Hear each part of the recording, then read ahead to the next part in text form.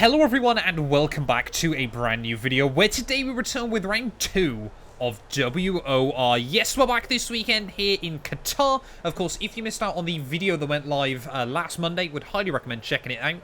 There were some post-race penalties after that video went live, so we actually got P4 in the end from that opening race, which has meant Williams lead the constructors as we head into round 2 here in Losail. But yeah, this track really good fun.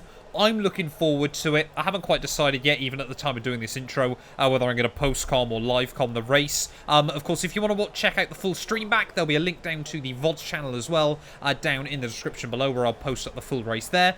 But anyway, let's get into it with my qualifying. And jumping in then here to qualifying from Qatar. Welcome back to post-com Matt as well then. And for those of you that are watching this on my main channel, originally I was never planning on uploading this there, so you know, this is actually definitely now going to be the last video that I post from WR up on my main channel. Of course, if you want to see all the highlights from every other video as well, make sure you go sub to my second channel. There'll be a link to that down in the description. And if you're watching this here on the second channel, welcome back here to the Qatar Grand Prix. But yeah, Losail though, very interesting track inside F123. Very surprised actually by just how much I learned from this league race. And the most notable thing originally is just how much downforce you have to run around this circuit. The setup I was rocking tonight, I think it was 50-47 wings, so absolutely crazy. But yeah, Qatar though has very much become one of my favourite tracks inside F123. Of course, if you missed out on the My Team video that went live earlier on today, obviously that was also at Qatar, so we've got plenty of Qatar racing action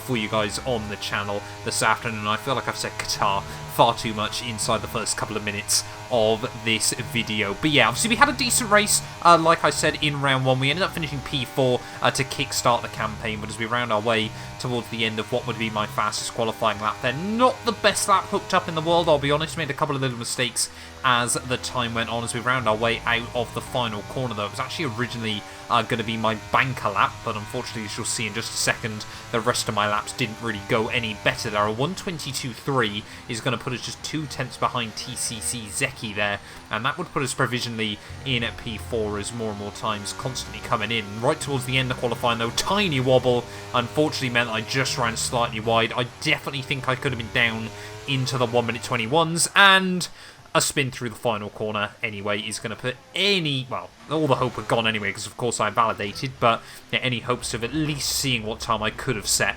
now into disarray there. And you can see it was Zeki though in the Aston Martin that took pole, Cody in P2 ahead of Max, and then a big half-second gap down to Mikaze there, so definitely felt like I could have slotted into that P4.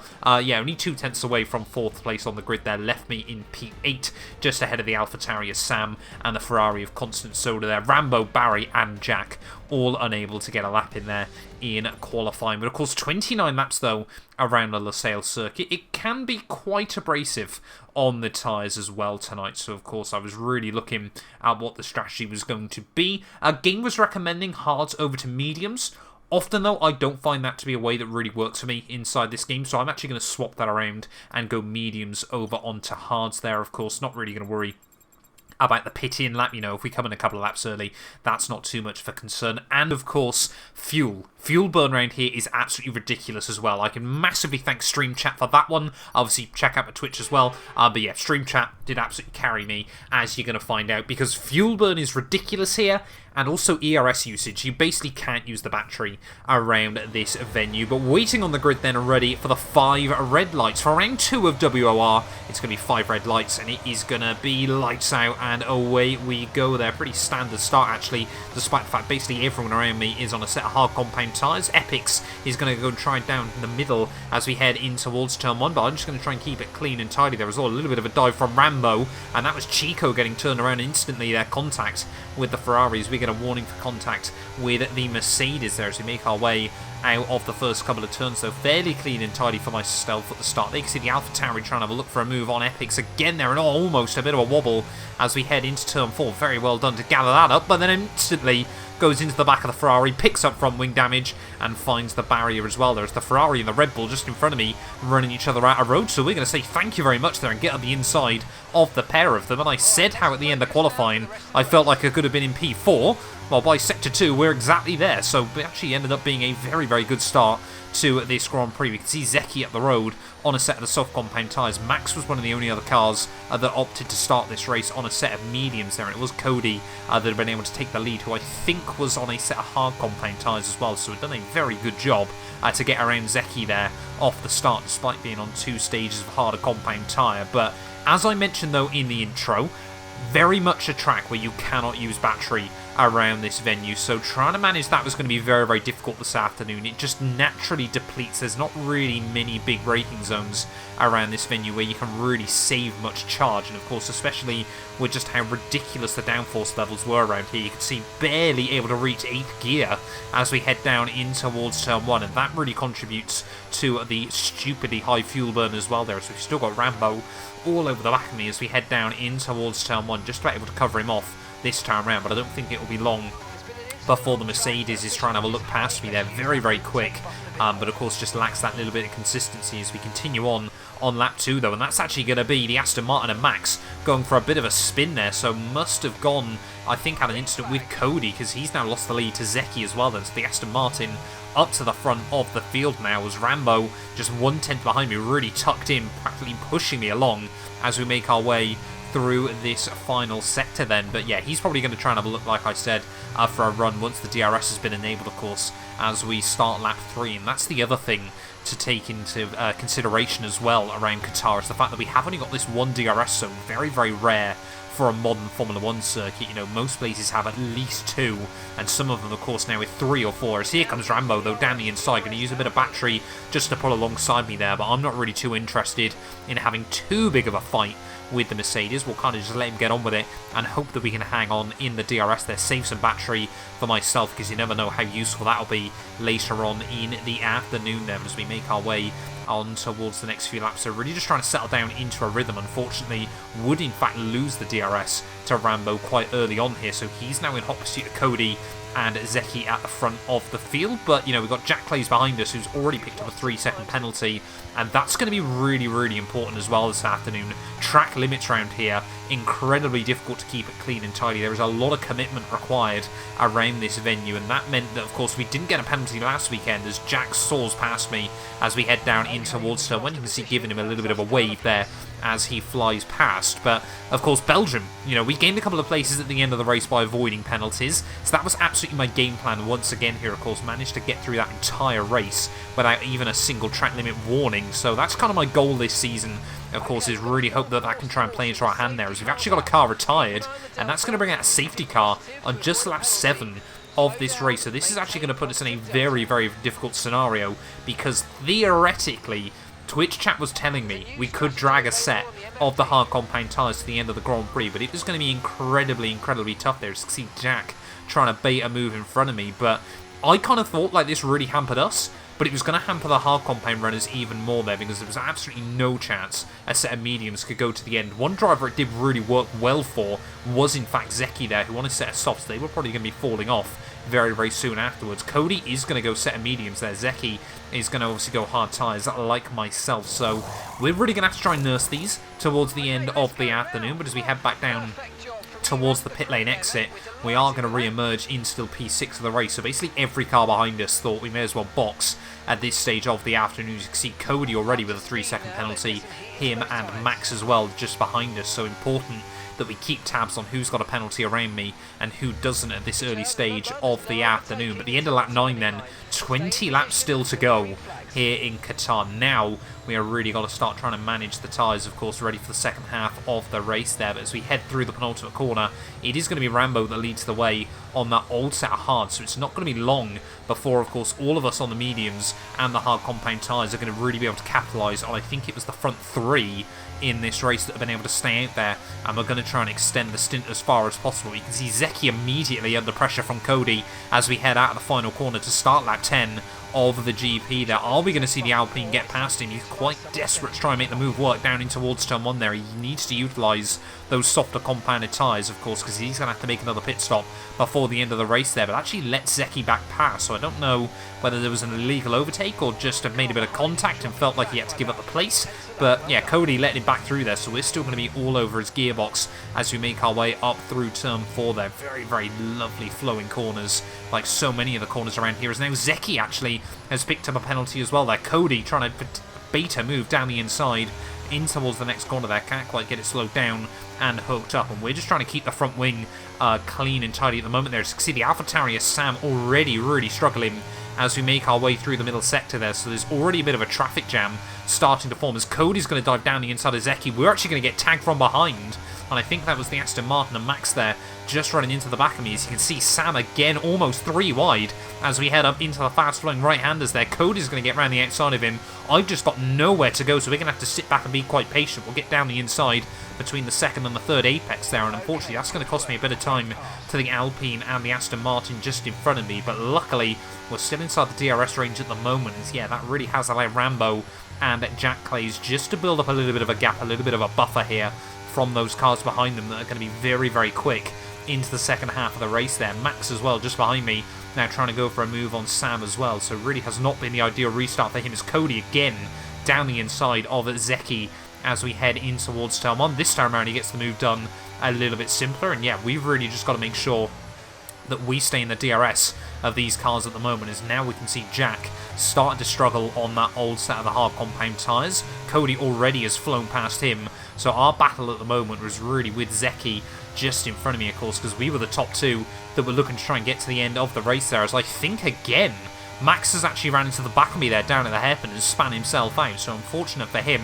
I did apologise to him after the race, but it was just a difference in the way we were trying to approach that corner. I was really trying to late apex it, but get tight on the exit. He was really trying to fling the car a bit more in aggressively through the first part of the corner there, so yeah, did apologise to him, but you know, we did agree between us, you know, there was not really a lot I could do being the car in front. You know, it was his job to avoid myself there. As Jack, though, we can see Zeki's going to fly past him. I'm going to try and follow him by as we head back down towards someone there in a fairly simple move without even having to use any of my battery as well here. So as we look towards the second half of the Grand Prix, I'm now really starting to think about how strategy is going to work out long term here. Of course, we've still got Rambo in the lead. He's going to have to box onto a set of mediums to try and get through the second half of the afternoon, but the pit lane round here really does cost you a lot of time there, as Rambo actually defending from Cody quite well here has allowed Zeki and myself to get back in there. Zeki just really wants to try and defend that place from myself at the moment. Not really, you know, we're trying to be cool, calm and collected here. We're really trying to see these races come towards myself there. Don't really want to make any enemies early on the season as well. As you can see, Cody now and Zeki flying past Rambo. We're going to try and make it 3 cars that fly past him in towards turn 1 there. The DRS still super powerful around this venue despite the lower speeds. Make sure we give Rambo some room on the exit. Clearly he didn't want to fight it all too much as well, as that's going to be my first warning of the afternoon, so we're going to have to be really, really careful of those throughout the second half of the Grand Prix. Of course, you know, we are the only car inside the top 5 without a penalty at the moment, and I wanted to try and keep it that way for as long as possible there. As again running a little bit wide that time around though, lifting out of the throttle, making sure I don't gain an advantage in the process here. But yeah, Zeki and Cody now in front of me really are trying to duke it out rather aggressively for the race lead. So I was more than happy just to sit back, allow the action to unfold in front of me, and wait and see what happens there as Mikaze now up into P4 just behind us. They can see Zeki running very, very wide through turn 1, and Cody will still hang on to the race lead for now then, but it can't be too many more laps before Cody boxes in. I would imagine it's probably going to be towards the end of, you know, lap 19, lap 20, I would have thought, of course, and you can see come to the end of lap 19. In fact, Cody now is going to dive into the pit lane there, so he might probably, I would imagine, take another set of the mediums through to the end of the afternoon. But now it was going to be between myself and Zeki here. As you can see, Bitlake Barry from the rear of the field has actually moved himself all the way up then into P3. So he's gone for the same strategy as myself and Zeki here. And yeah, despite starting at the back of the field and not having the best run through the early stages, that safety car has really allowed him to get back into this. As Ben, he is my teammate. He just joined late, hence why he's in a Mercedes there. We haven't lost Ben as my teammate there, despite how much I'm having to carry him at this early stage of the season. But already now towards the end of lap 20, we can see now, obviously, Barry 4 seconds back, Rambo 17 seconds back, so he's one of the cars that I'm really worried about here, as we are going to actually go for a move down the inside of Zeki in towards turn 1 there, and I think he just wanted me to be the one that drags us along for a couple of laps, of course, whether he could try and apply some pressure and force me into making an error that might allow me to pick up a penalty here, but I was feeling very, very calm and comfortable, you know. We had that 3-second time penalty in the back pocket against him, that of course if he did make an error, then I wouldn't have to worry all too much. And you can see now as we start lap 24, the gap to Chico and Rambo really not coming down anymore. He's actually now going to pick up yet another 3-second time penalty, so we've now got 6 seconds in the pocket over Zeki here late on in the day, so I knew the pressure was off. We didn't have to worry about this whatsoever here, as now in towards the final couple of laps though, Zeki is once again going to try and get the move. He might not be able to win this race on the, you know, after penalties, but I'm sure he'd still love to win it on the road here, so we're going to have to try and follow him round as we head in towards the final lap of the afternoon. You can see Chico, the gap now down to 11 seconds. Barry is looking like he's going to fall victim to those medium compound runners there, as Jack Clay's as well, just a few seconds further back, but both of them with 9 seconds worth of penalties here. But onto the final lap we go then, draining the battery as we close up to Zeki in towards turn 1. Down the inside, we're going to go there on one of my championship rivals here as we make our way through turn 1 and turn 2. He's still going to have the inside line. Clearly, despite the penalties, of course, we both still want to be the one to take the checkered flag, but we've got so much more battery by sitting in that DRS for so many laps there. And Zeki, as we head up in towards turn 4, he's going to back out of it. He doesn't want that fight in towards the next couple of corners here. We're both still very worried. You know, the 1-2 is easily on. I was going to take the win by virtue of the penalties anyway, so I think there was an element of, you know, let's just try and make sure that we both pick up the big points here come the end of the afternoon. But as we round our way through the middle sector here, lap 29 of 29, out of nowhere, it really is looking like this race could go my way, and I honestly was not believing this until those final few laps. I really did think the medium runners behind us were going to close up so much more than they've been able to. But in towards the final sector here in Qatar, don't get a puncture. Don't get a puncture. Don't get a puncture.